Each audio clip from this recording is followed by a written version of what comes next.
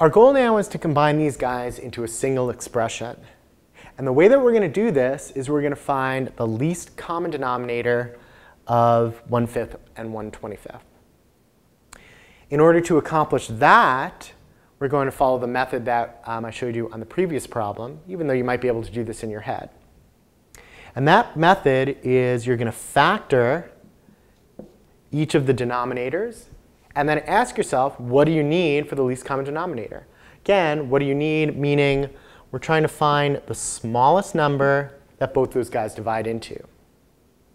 Well, we're going to need a factor of 5 for this guy to work.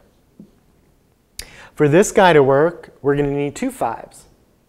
Well, we already have 1 5. So that's our least common denominator. 5 divides into this number 5 times. 25 divides into this number 1 time.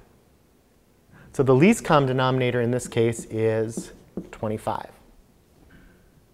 Again, I appreciate that many of you could probably do that in your heads, but we're doing, I want you to follow this process so that when we have more complicated rational expressions, you'll realize, oh, it's just the same exact thing.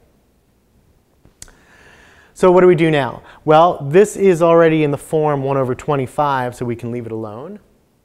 This guy needs to be in terms of 25ths. Well, to do that, we're going to multiply by a fancy version of 1. You can always multiply by 1. It doesn't do anything. It just changes the way it looks in this case.